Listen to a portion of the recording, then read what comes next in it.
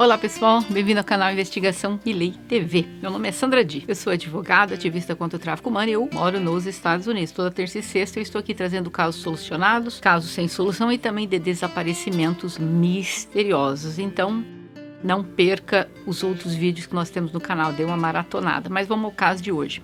É a história de um jovem americano chamado Christian Andreacchio.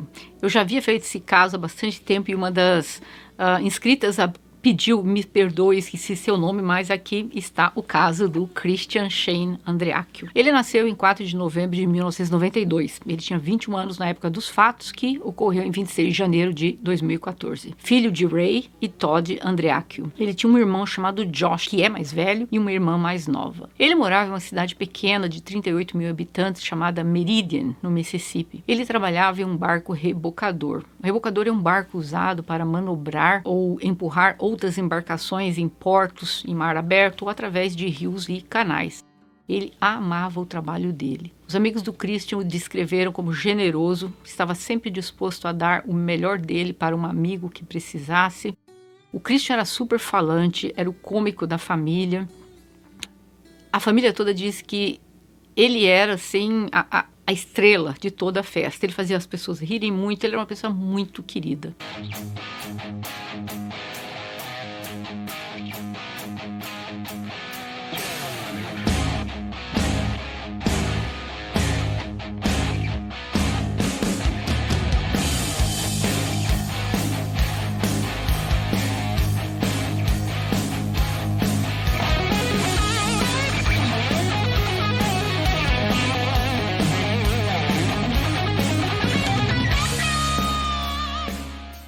Essa triste história aconteceu em fevereiro de 2014. Ele era de uma família de classe média, o avô dele foi juiz por muitos anos. A família Andreacchio é bem conhecida na cidade. A vida da família mudou para sempre. Em 26 de fevereiro de 2014. O Christian foi encontrado sem vida dentro do apartamento dele. A polícia disse que ele tirou a própria vida. A família dele discorda disso, e eu também. Existem muitas dúvidas se alguém tirou a vida dele ou se ele o fez. Mas vamos voltar no tempo e investigar essa história, vem comigo. O Christian estava a caminho de ser um dos capitães de rebocadores mais jovens do rio Mississippi. Ele era bem sucedido financeiramente, ele tinha grandes aspirações profissionais, começou a trabalhar no barco aos 18 anos, e em apenas 3 anos ele já tinha comprado uma BMW, um Jeep, alugava um apartamento com o irmão. Ele era um rapaz de família, não tinha problema nenhum com substâncias ilícitas, com nada. O irmão e o primo dele também trabalhavam no mesmo barco, porém às vezes em dias diferentes. Ele começou a namorar Whitley Goodman, se apaixonaram. E aí, eis que ela foi morar com o Christian, na casa da família dele, quando ele ainda morava com a família. E ela morava com a avó dela. Mas isso não foi uma boa ideia, porque em apenas 30 dias a família do Christian disse que não a queria mais na casa. Ela era meio fora da casinha, vamos ver se vocês entendem. A mãe dele tinha uma foto da ex-namorada do Christian no quarto dela. A Whitley entrou um dia no quarto da Ray e destruiu a foto. A família dele não quis mais ela lá por perto. O Christian decidiu então morar com o irmão. Então o combinado é que a Whitney não iria morar com eles, ela iria lá somente quando o Christian estivesse em casa. E como ele trabalhava 30 dias direto, ela não deveria ficar na casa dele. Obviamente que isso não ocorreu e pouco a pouco a Whitley estava basicamente morando no apartamento dele. O Christian, como eu falei antes, tinha 2 carros e a namorada dele, ela ficou com a BMW para cima e para baixo. O Christian deixou o cartão de crédito dele com ela. Então ela estava vivendo a vida que ela sonhou. Não trabalhava, tinha dinheiro, não estudava, morava na casa do namorado. Ela na época com 17 e ele com 21 anos. Pelo fato da Whitley ter problemas com o uso de substâncias ilícitas, o Christian não concordava com isso. E ele exigiu que ela parasse de usar. Mas ele tinha dúvidas, será que ela estava consumindo essas coisas ou não? E eis que um dia ele descobriu que ela estava sim novamente usando substâncias ilícitas e ele mandou que ela saísse da casa dele. Então o Christian terminou o namoro com a Whitley por telefone e disse que era para ela ir embora do apartamento e devolver o carro dele.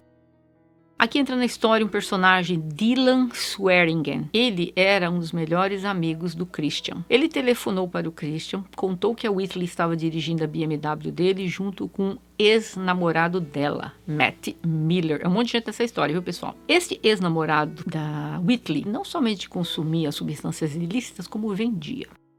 O Dylan ligou para ele e disse, olha, é melhor você vir para casa, cara, porque ela tá com ele para cima e para baixo, usando seu carro. Então, o Christian foi até o capitão do bar que alegou que tinha uma emergência familiar e que precisava de um passe diário para sair do bar, que voltaria às 5h30. Então, o Dylan dirigiu 3h30 e foi buscar o Christian, porque o carro do Christian tinha ficado de onde partiu o barco, e o barco estava em outra cidade. O Christian disse ao cozinheiro do barco a verdade, que ele iria na casa dele, porque ele queria fazê-la sair da casa dele e queria as chaves da BMW dele. Mas nada saiu como ele pensava. Ela tinha tudo que queria. Um local para ficar, uma BMW, dinheiro, cartão do banco, comida, comprando roupas novas sempre. Então, ela não queria que aquela vida acabasse. Portanto, foi descoberto depois de um tempo que desde que os dois foram morar juntos, a Whitley o traía com o Matt, o ex-namorado dela. Portanto, o Christian não sabia. O Christian tinha um seguro de vida. Ele tinha caído no barco alguns meses antes de tudo isso ocorrer. Então, ele fez um seguro de vida. Só que o seguro de vida anteriormente estava no nome da ex-namorada dele. Portanto, a Whitley disse que queria que ele a colocasse como beneficiária, porque imagina se acontecesse alguma coisa com ele, como é que ela ficaria sozinha e tal. Ela, pensando que ele fez o seguro em nome dela, ele disse, ok, vou trocar, mas por tudo que eu li, ele nunca alterou o seguro, sendo a ex-namorada dele a beneficiária. O Dylan encontrou o Christian no banheiro, deitado de bruços sobre a banheira, com os braços e as pernas para fora da banheira. A banheira estava vazia, mas com a cabeça e a parte superior do corpo inclinado para dentro. Então imaginem aí, tem a banheira, metade do corpo dele está debruçado dentro da banheira e metade para fora, nessa posição como fosse um Z. Portanto, o Dylan telefonou para a polícia no dia que ele viu isso lá, porém ele deu o endereço errado do apartamento do Christian. Ele estava lá sempre, ele sabia o endereço. A polícia somente achou o endereço rastreando o telefone do Dylan, né? E aí chegaram no apartamento. Isso aconteceu quando eles chegaram lá, a polícia, por volta das 4h45 da tarde. O Dylan disse à polícia que o Christian e a Whitley estavam de manhã tendo uns problemas, a maior gritaria um com o outro. E segundo ele, o Christian estava apontando uma arma para ele mesmo e perguntando, você me ama, você me ama? E ela disse que sim e que ela tentou tirar a arma dele. O Dylan disse que depois tudo pareceu que ficou calmo e ele pegou a arma e escondeu na sala, atrás do sofá. Que eles começaram a assistir um filme e tal em casa e o Christian pediu para o Dylan comprar comida para eles e deu o cartão do banco para ele lá comprar comida. Porque se tem o cartão de débito, você pode dar o cartão. O Dylan, portanto, foi visto no banco que o Christian tinha conta. E ele disse à polícia que ele foi ao banco tirar todo o dinheiro do Christian, porque o Christian disse que queria que ele ficasse com todo o dinheiro dele. Faz sentido isso para você? Você tem um dinheiro no banco, você fala pro teu amigo, toma aqui esse cartão, vai lá, tira tudo que você tem no banco, fica para você esse dinheiro. Gente, quem acredita nessa história? Que o Christian queria deixar esse dinheiro para esse rapaz. Deixar para quê? Ele ia partir para onde? Porém, um problema houve no banco. O Dylan não tinha a senha do banco. Então, ele não pôde sacar nada. E, além do mais, o banco diz que somente o titular da conta poderia sacar o dinheiro. O Dylan saiu do banco, pegou a comida, voltou para casa, segundo ele, assistiram mais um filme. E ele resolveu ir em uma loja de eletrônicos. E quando ele retornou, ele viu que estava tudo muito silencioso na casa. Ele foi no andar de cima, tal, e viu que a luz do banheiro estava acesa. Ele bateu na porta, perguntou, ei, Christian, tá tudo bem aí com você? O Christian não respondeu. E ele abriu a porta e viu que o Christian estava deitado de bruços, com metade do corpo, como eu falei antes, dentro da banheira. E ele correu, acordou a Whitley e disse que o Christian estava sem vida. Que ela foi correndo lá para cima, porque ela estava no andar de baixo. Enquanto isso, ele telefonou para a polícia. Dylan e Whitley testaram positivo para resíduos nas mãos. Mas a Whitley disse à polícia que ela iria testar positivo resíduos da bala porque ela saiu com amigos na noite anterior e eles foram para um local no mato e ficaram alvejando balas nas árvores. Até que é coisa que o americano faz mesmo. Aqui é comum fazerem isso. E que na noite anterior, o ex dela, o Matt Miller, com quem ela havia dormido na noite anterior, estava lá. Estava lá também o Jet Miller, o primo do Matt, e mais um outro amigo. Gente, se for verdade que ela estava atirando nas árvores na noite anterior, ela não teria lavado as mãos, tomado banho desde a noite anterior, mas vamos supor que não tomou banho, mas não lavou a mão da noite anterior até o dia seguinte à tarde? Não faz sentido para mim. Portanto, o Dylan não tinha como explicar por que ele tinha resíduos na mão. Ele tocou na arma, segundo ele, para tirar a arma da mão do Christian. Mas a arma não havia disparado, então não tinha resíduo. Então, como é que ele ia explicar esse resíduo na mão dele? Mas foi essa explicação que ele deu para a polícia. Não, é que eu tirei a arma dele de manhã, sem disparar. Enfim, essa história é muito doida. Vamos lá. O Matt disse aos investigadores que a Whitley não usou a arma na noite do dia 26, como ela disse. Pois, segundo ele, ela tem pavor. Já o primo dele, o Jet, disse aos investigadores que sim, que ela usou a arma, ele tem certeza. A Whitley disse à polícia que não ouviu nada no apartamento. Ela não escutou barulho nenhum de bala nem nada. Agora eu pergunto, como é que você não ouve nada num apartamento que tem 2 quartos? Em depoimentos aos investigadores particulares, o Matt diz que a Whitley contou que foi ela que encontrou o Christian no banheiro. E ele teria atingido ele próprio na garganta. Mas depois, ela mudou a versão para ele e disse que foi o Dylan que encontrou o Christian. E que ele já tinha sido atingido, era na cabeça. Todas as mensagens do Matt com a Whitley prova isso. 2 versões diferentes. A Whitley contou para as amigas que quando ela ouviu o barulho do disparo, coisa que ela disse que não ouviu para a polícia, ela acordou rapidamente, subiu as escadas correndo e o viu no chão. Mas para a polícia ela disse que estava dormindo profundamente e não ouviu nada. O Dylan disse que foi ele que encontrou o Christian no banheiro, não a Whitley. Vocês podem ver quantas contradições nessa história. A polícia não fez um bom trabalho de investigação no caso do Christian. O tio do Christian foi ao apartamento e disse que lá ele encontrou uma camiseta suja de sangue atrás do vaso sanitário, com os pelos de cachorro, porque ele tinha um cachorro.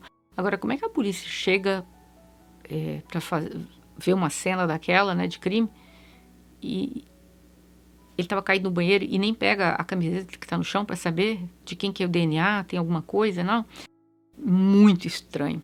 As mensagens enviadas do Christian para Whitley deixam mesmo dúvidas se ele mesmo não estaria querendo tirar a própria vida.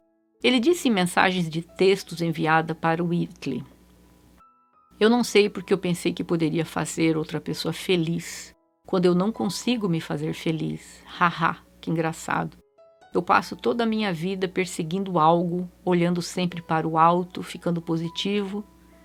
Mas você está certa, é triste dizer, mas você está certa. Estamos todos aqui em uma bola giratória para machucar um ao outro, respirando, tentando fingir que somos felizes, fingir que temos tudo o que queremos, com sorrisos falsos, amigos falsos. O amor não é real, é apenas uma palavra que dizemos para nos enganar, para sermos felizes. Mas olhando para trás, o amor apenas me enganou. Estamos aqui somente para partir. Estamos aqui nada mais para sermos fertilizantes para o próximo humano que caminhará pela terra. Sinto muito por ter levado você a pensar diferente. Sinto muito por todas as coisas que enchiam a sua cabeça e todas as esperanças e promessas que pareciam significar tudo, exceto é o fim. Não significa nada. Minhas malas estão prontas. Falei com meu capitão. Estou voltando para casa. Cansei de tentar fingir que essa vida é qualquer outra coisa além do que realmente é. Dá para interpretar de muitas formas.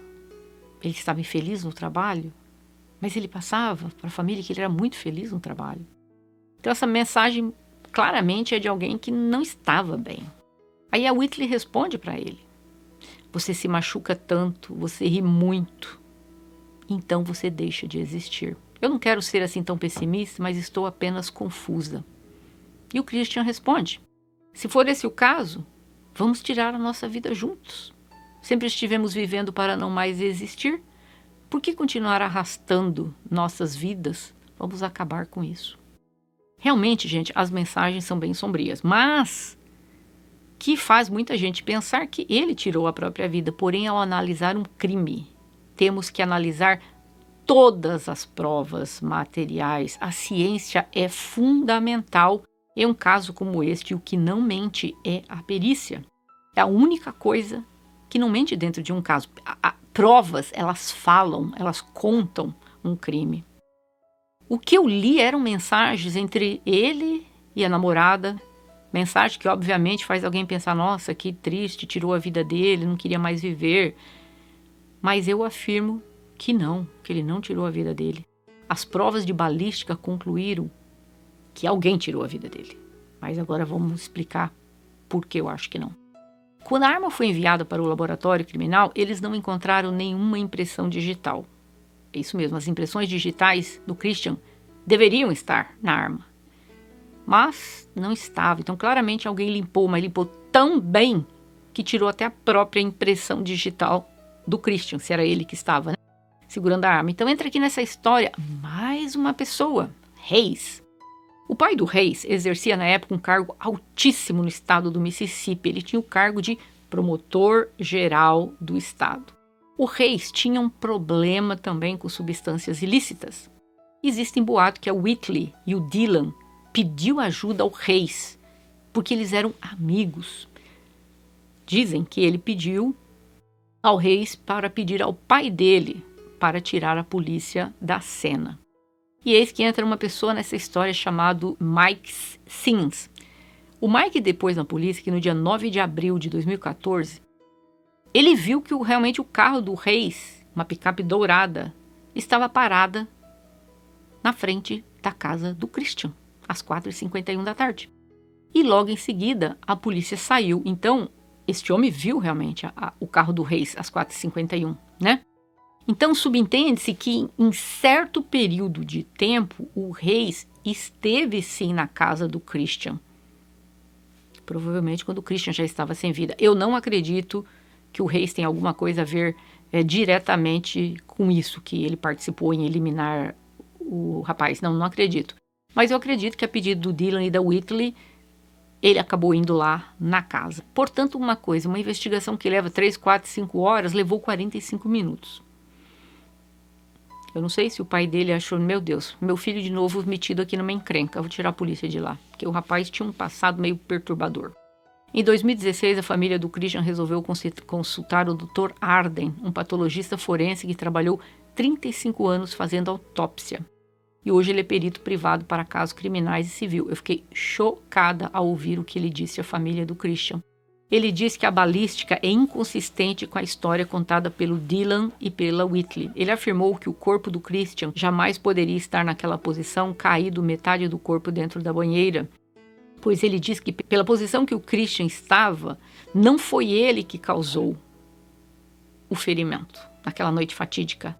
A bala que entrou pelo lado direito e saiu pelo lado esquerdo da cabeça dele teria que entrar na parede do lado esquerdo. Por exemplo, eu estou aqui do lado direito, então se eu vou atirar aqui, vai sair aqui, do lado. Não, saiu lá atrás. Sim, e havia um buraco na parede do lado de trás. Porque é aquilo, né, gente? A balística é lei física, não tem como ter um resultado diferente. Então, eu vou te mostrar, colocar aqui uma foto que vocês podem ver, que ao entrar no banheiro, você vê a pia do banheiro, o vaso sanitário e a banheira. Então, vamos imaginar, se ele estava naquela posição, como que ele teria caído? Não faz sentido, não faz. Por quê? Porque a bala estava atrás dele. Então, ele teria que ter caído para trás, porque alguém teria que tê-lo atingido meio que nessa posição, para que ele pudesse cair para trás, porque tinha um furo aqui atrás, na parede. Então, o patologista acredita que alguém moveu o corpo do Christian e colocou lá naquela posição. Ele diz também que o Christian perdeu a vida muitas horas antes do que falou o Dylan e a Whitley, porque o corpo do Christian estava com rigidez cadavérica. Para isso acontecer, leva-se de 4 a 12 horas. O corpo dele estava apresentando a rigidez cadavérica quando a polícia chegou. O corpo dele, ao ser levantado da banheira, continuava na posição que ele foi encontrado, ou seja, metade do corpo curvado, estava ali totalmente enrijecido. E ele foi colocado no saco para ser transportado para a autópsia naquela posição, dobrado. Então, ele teria que ter perdido a vida no mínimo há 4 horas e não há 40 minutos. A arma foi encontrada entre a coxa e a parte externa da banheira, ou seja, o Christian não poderia ter feito isso porque a arma era uma automática. Então, ao usar, ele já estaria impossibilitado de fazer qualquer movimento, de ter tirado a arma do lado direito da cabeça dele e movido para o lado esquerdo. Não tem cabimento. O Dr. Arden também disse que não tem, de forma alguma, chance que isso pode ter ocorrido dessa forma. O Dylan, ele afirma que ele chamou a polícia ao descobrir o corpo do Christian, que foi ali questão de 45 minutos.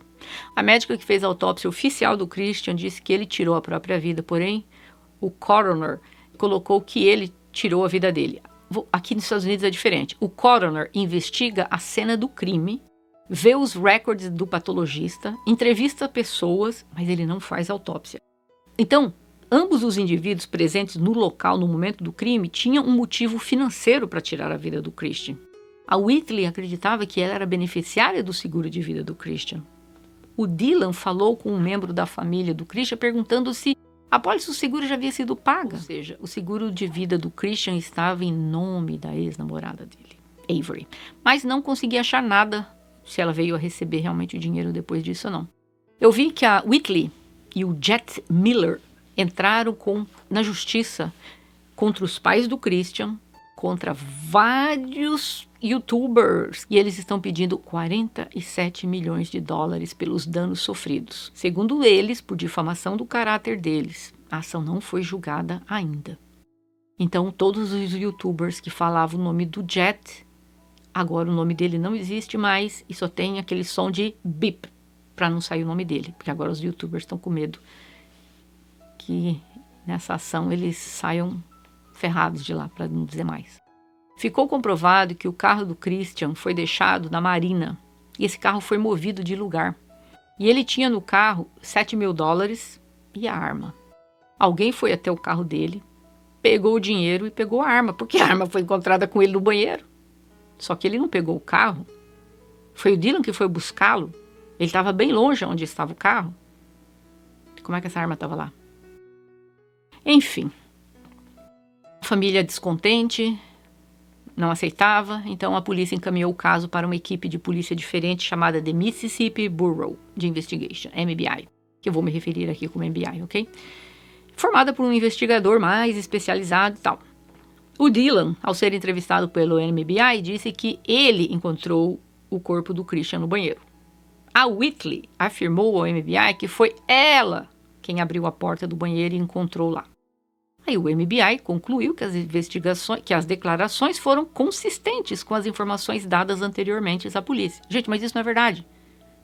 Na polícia, Whitley disse foi o Dylan que encontrou. Se ela disse para os policiais que foi o Dylan e agora ela está dizendo que foi ela, então como é que as informações são consistentes com as informações dadas anteriormente? Não faz sentido. O próprio Dylan disse ao MBI que foi ele, que havia encontrado. Então, não passou pela cabeça desse investigador que alguém está mentindo? Havia uma série de fatores dentro desse caso que não vale nem a pena elaborar, porque não muda a história. Mas, enfim, não existe, considerando a perícia feita, e principalmente com esses profissionais contratados pela família, que ele tirou a vida dele. E agora, gente, pasmem. Aqui fica a história envolta em mais um mistério. Uma testemunha encontrada pelos investigadores privados, anos depois, disse que na época encontraram uma vizinha, uma mulher, ela disse que ela tinha um bebê. E o bebê dormia por volta da 1h da tarde. Ela disse que assim que o bebê pegou no sono, ela ouviu um disparo. Ela foi até o quarto do bebê, que era perto da janela, ficou com medo, tirou o bebê de lá, achando que podia ter uma bala perdida e tal. E funcionários do prédio também disseram que ouviram. Mas isso foi à 1 da tarde. Portanto, isso foi encontrado às 4h45. Então, faz sentido. Por que o corpo dele estava com rigidez? Porque fazia mais de 4 horas que ele havia perdido a vida. Que alguém havia tirado a vida dele, para ser mais claro. Aqui entra mais um homem na história, de 50 anos, que trabalhava no barco com o Christian. Eu vou dar o nome dele de John, porque o nome dele está deletado em todos os artigos que tem pela internet. Ele diz que um dia ele encontrou o Reis. Lembra o Reis, o filho do poderoso lá? Então, esse homem não conhecia o Reis, mas eles trabalhavam na mesma embarcação, mas não juntos. Ele disse que o Reis um dia chegou para trabalhar e ele estava assim bem alto, né, pelo uso de substâncias ilícitas. E o Reis começou a conversar com esse homem sobre o Christian e ele disse: não era para ter acontecido o que aconteceu com o Christian, mas a situação saiu do controle e aconteceu tudo isso. E ele falou quem foi o autor do crime. Ele disse o nome da pessoa, mas esse nome também está deletado de todos os vídeos e matérias da internet, por causa da ação que o Jet Miller e a Whitley entraram na justiça de 47 milhões de dólares. Então esse homem diz o nome dessa pessoa. O John perguntou como é que ele sabia de tudo isso. Aí ele percebeu que ele tinha falado demais e resolveu não falar mais. Eu creio que a pessoa falou que o nome dessa pessoa é Jet Miller. Eu vou falar. Todos os artigos deletaram o nome dele, mas eu vou falar. Eu acho que é o Jet, porque ele é o único que está com a ação na justiça, né? Aí que entra uma coisa estranha. Infelizmente, o Reis perdeu a vida. Devido ao uso de substâncias ilícitas. O Dylan e a Whitley nunca foram levados a julgamento, mas poderão ir um dia, se conseguirem provar que ele e a Whitley, ou mais pessoas, participaram desse crime. A gente não precisa ser um gênio para provar isso, né? Basta usar a ciência como prova. Deixando claro aqui que o Dylan e a Whitley não são considerados suspeitos e nunca foram processados, portanto são inocentes perante a lei. Mas vou deixar aqui a minha opinião, porque temos direito à liberdade de expressão. Eu acho que a Whitley tem sim alguma coisa a ver com o que aconteceu com o Christian. Eu tenho 2 teorias. A primeira teoria é que o Christian foi para casa terminar o namoro com a Whitley. Ela viu que a vida boa ia acabar, não tinha mais BMW para dirigir, morar de graça no apartamento dele, ter dinheiro, ficou pé da vida, fez o que fez ou pediu pro Dylan fazer.